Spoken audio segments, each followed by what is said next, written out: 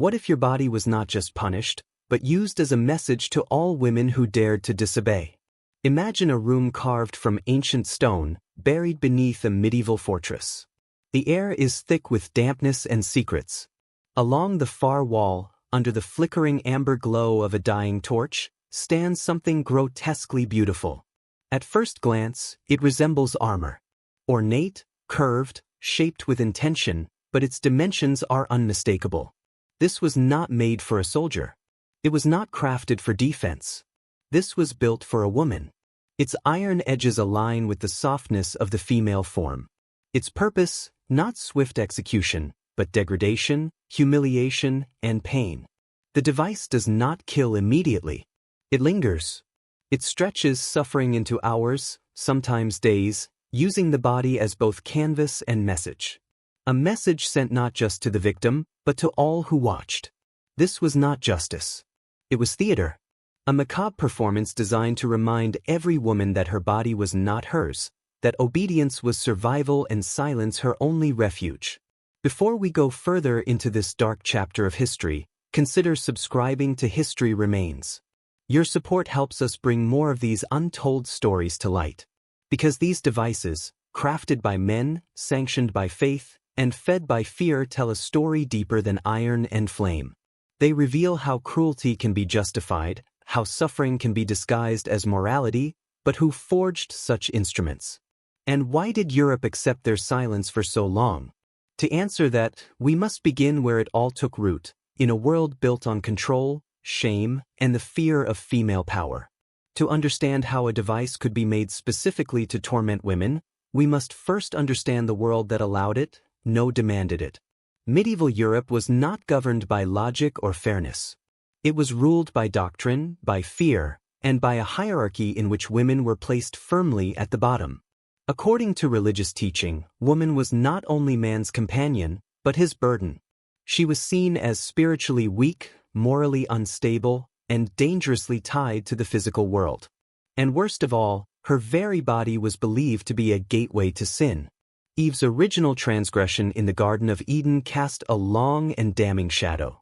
Her defiance, her hunger for knowledge was reinterpreted not as a mistake, but as betrayal. And from that betrayal, the logic followed. If woman could fall, she must be watched. If she could tempt, she must be restrained. The church preached it. The law enforced it. And society, generation after generation, believed it. Feudal law did little to protect women. Instead, it upheld a system where obedience was expected and deviation was punished, often brutally. A man might face a fine for violence. A woman might face the whip, the brand, or worse, her crime, speaking out, dressing improperly, refusing marriage, or simply being accused of immorality by a jealous neighbor or scorned husband. Female sexuality, any hint of independence was a threat, not just to a man's honor, but to the structure of divine order itself. In this climate, torture devices became more than tools. They became instruments of spiritual and social control. And as fear of female power grew, so did the creativity in how that power was to be broken. Some devices were adapted to shame women. But some were made for them from the very beginning, made to fit the body perfectly, made not to comfort, but to destroy. Among the many devices used to punish and control women in the medieval world, few were as horrifying or as symbolic as the breast ripper. Its appearance was deceptively simple. Four sharp iron claws curved inward like the talons of a beast attached to a handle or mounted on iron tongs. Sometimes the entire instrument was heated over an open flame until it glowed red-hot, the metal hissing and sparking in the air. Then it was clamped directly onto a woman's breast and torn away. This was no metaphor. Flesh was ripped from bone, nerves, muscles, skin, all shredded in a single motion. The pain was unimaginable. The damage often fatal. If the woman survived the initial mutilation, she typically died from blood loss or infection soon after. But in many cases, death was not the immediate goal. The aim was terror, shame, a lesson for the crowd because this was done in public. Accusations of adultery, heresy, or witchcraft often led to the breast ripper. Women accused by jealous husbands, suspicious neighbors, or corrupt priests were dragged into town squares, stripped to the waist, tied to wooden posts, and made to stand beneath the gaze of a community they once called home. Then, before all eyes, her body, her motherhood, her femininity was destroyed. One historical reference comes from 14th century Germany, where local chronicles describe the execution of a woman accused of poisoning her husband. As part of her sentence, her breasts were torn off before she was hanged. Another tale, though likely apocryphal, appears in witch hunting manuals like the Malus Maleficarum. The authors encourage torturing women where they have sinned most, advocating punishment that targets the female body with surgical cruelty. But this was not just about pain. It was about symbolism. The womb gives life. The breast sustains it. To mutilate the breast was to desecrate the sacred, transforming the very organs of nurture into objects of shame. This punishment sent a chilling message. A woman's power, her ability to give love, to bear life, to nourish, could be turned against her. And if she dared step outside the rigid walls of male-defined virtue, that power would be the first thing taken. But what if pain was not enough? What if her suffering had to come from within, hidden, silent, invisible until it was too late? Then came the Pear of Anguish. It was small, almost delicate. A hollow metal bulb, smooth on the outside, shaped like a pear. But at the turn of a screw, it opened like a flower. Slowly, silently, its petals spread apart. What began as an object that could fit into the palm of a hand became a cruel mechanism of internal destruction. This was the Pear of Anguish. It was not used on thieves or soldiers. It was not designed to break bones or spill blood, at least not at first. It was reserved for those whose crimes could not be seen, women accused of abortion, of sleeping with other women, of speaking too boldly, of refusing a man's advances, or simply of sinning in ways that left no bruises behind. There were different versions, some inserted into the mouth, others into the vagina or rectum. But when used against women, it most often targeted the womb or the voice. Once inserted, the crank was turned slowly, forcing the metal to expand within soft flesh. The tearing began silently. The screams came later. It did not always kill. In fact, it often left the victim alive, but broken. A woman might survive only to be rendered infertile, or she might never speak clearly again. The goal was not just pain. It was transformation. To leave her physically altered, marked forever as a warning to others. Imagine the setting. A damp stone chamber beneath a monastery. The woman bound to a wooden table. A priest watching silently as a torturer turns the screw. Her eyes wide with disbelief. Her mouth open in a soundless scream as the petals open inside her. And around them, silence. No trial, no crowd, just the slow destruction of something sacred. In some cases, it was even performed under the guise of moral cleansing. Church officials claimed it was a way to purify the sinful. But there was nothing holy in its purpose. The pear was not an instrument of justice. It was a tool of erasure. It attacked what society feared most. The woman who could speak, the woman who could choose, the woman who could create, a tool to silence the womb, the mouth, the soul. But some women did not scream. Some endured. And for them, society had something worse. Something they would wear not just in a chamber of torture, but in the streets, in their homes, and in their sleep. A prison made of iron shaped like a garment. First glance, it resembled armor shaped to follow the curves of the female torso. It wrapped tightly around the ribs and hips like a knight's breastplate. But this was no protection against violence. It was the violence. This was the Iron Corset, crafted not for battle but for obedience. A punishment not of minutes or hours, but of days, weeks, sometimes even months. The cage for the body. A slow war on the breath made from thick bands of metal. The corset was locked shut with screws and rivets. Some versions had spikes lining the interior, pressing into soft skin with every movement.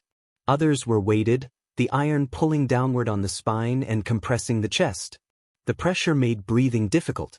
Sleeping was near impossible. Bruising, internal bleeding, and dislocated ribs were common.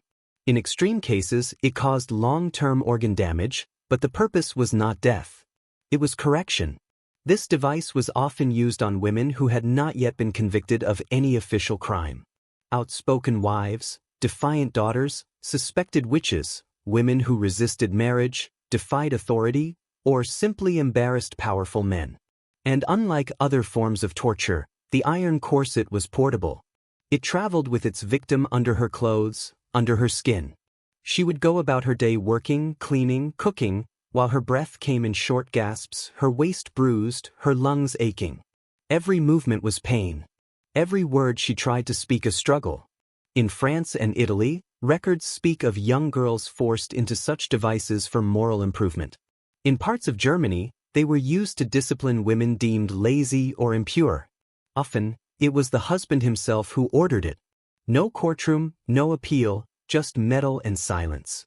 And yet, the most chilling part was not the pain. It was the message. The corset transformed something beautiful, femininity, sensuality, grace into something imprisoning. It took the very symbol of womanhood and turned it against her. The body became the battleground. The punishment became the garment. Imagine living inside your punishment, not for an hour, not for a trial, but as your daily reality. And still, for those women who dared to speak too loudly, who challenged not just men, but the very laws that defined their existence, there was something even worse. Because while iron could crush the body, another device was made to crush the voice itself. They called it a bridle, but it had no reins, no saddle, and no escape. Forged from iron, the Scold's bridle was shaped like a cage for the head. A muzzle locked around the skull with straps that pressed into the cheeks, the forehead, and under the jaw. But the true cruelty lay inside. A spike curved and sharpened, designed to press down on the tongue. The moment the wearer tried to speak, the spike cut into flesh. It was not meant to kill. It was meant to humiliate. A woman could be made to wear it for hours, days, or longer, paraded through streets, bells attached to the sides so no step went unheard. Children laughed, men pointed, women turned away. And why was it used? For speaking too much, for complaining, for gossiping, for challenging a husband, a magistrate, or a priest. In medieval Britain and Scotland, it was the go-to punishment for women labeled as scolds, a term with no fixed definition. Any woman with a voice too sharp or a mind too strong could be called one. And once accused, the punishment was swift. Court records from 16th century Edinburgh described multiple cases of bridling. In one, a woman was forced to wear the device for disturbing the peace in church. In another, a widow was muzzled for arguing too loudly with a neighbor. No trial, no defense, just silence. The message was unmistakable. A woman's voice was a threat. The spike on the tongue was not just physical, it was symbolic. It pierced through centuries of oral tradition. Wisdom passed from mother to daughter, healer to patient, midwife to bride. It criminalized speech itself. Wearing the bridle meant losing identity. No facial expression, no words, just iron, just the cold echo of your own breath inside a cage meant to reshape who you were. And when it was finally removed, the wounds did not always heal. Some women never spoke clearly again. Others chose never to speak at all. And yet, despite its brutality, the Scold's bridle left no scars visible to the eye, only silence, only shame. Only the memory of how easily a woman's voice could be turned into a weapon and then taken from her.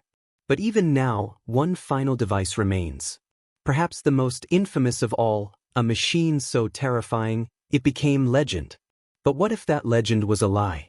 Few torture devices capture the imagination like the Iron Maiden, a tall sarcophagus-like chamber lined with spikes, said to embrace its victim in a kiss of death. For centuries, it has been portrayed as the pinnacle of medieval cruelty. But what if it was not real? Historians now believe the Iron Maiden, as we know it, is a myth, an 18th-century invention crafted not by medieval torturers, but by museum curators seeking spectacle. There are no confirmed records of its use in the Middle Ages. No court documents, no survivor testimonies. The earliest known example was assembled in the 1800s in Nuremberg, long after the supposed era of its horrors. And yet, the legend endures. Particularly disturbing are the gendered variations that emerged as the myth grew. Female Iron Maidens, devices shaped with exaggerated curves, breasts molded into the metal. The interior spikes positioned with obscene precision appeared in paintings, exhibitions, and lurid fiction. These were never used. They were imagined, invented, and perhaps that makes them even more chilling because they were not forged in iron. They were forged in fantasy. A fantasy where the female body remains the site of punishment. Where suffering is not just inflicted, but sexualized. Where cruelty is displayed behind glass with a price of admission. What does it say about us that we made up a torture device just to imagine women inside it? Some museums still display these objects, knowing full well they are fabrications. Some tourist guides still whisper stories of maids in iron being crushed inside them. The myth survives because it feeds something darker than truth. It feeds the idea that women deserve to be punished not only for what they do, but for what they are. Fiction becomes memory. Myth becomes history. And yet beneath the falsehood lies a deeper truth. Society never needed the Iron Maiden. Because it already had real devices, real pain, real women whose suffering needed no embellishment. So why are we so fascinated with pain, especially when it is aimed at women? Maybe because we have not truly reckoned with the structures that allowed such cruelty to be seen as justice. Maybe because deep down we are still haunted by how easily violence can be made into entertainment. And maybe the Iron Maiden, real or not, still stands for something very real. A culture that turns silence into virtue, submission into law, and womanhood into a cage. These devices were not born from madness. They were engineered, sanctioned, and applied by systems that believed their use was necessary. They were not tools of random cruelty, but instruments of control. And they were aimed with cold precision at women. Each spike, each shackle, each twisted screw was meant to send a message that the female body was not sacred, not sovereign, not safe, that obedience was survival. That silence was virtue. The breast ripper, the Pear of Anguish, the Iron Corset, the Bridle, these were not just punishments. They were performances, public rituals designed to strip not only the flesh but the identity, the dignity and the spirit from women deemed unruly. And yet they are rarely remembered, reduced to footnotes in textbooks, disguised as curiosities in museums or rewritten entirely into myths like the Iron Maiden. But we must ask ourselves, what does it say about a society that invents devices just to break women? And more importantly, if we forget these tools, do we also forget the women they silenced?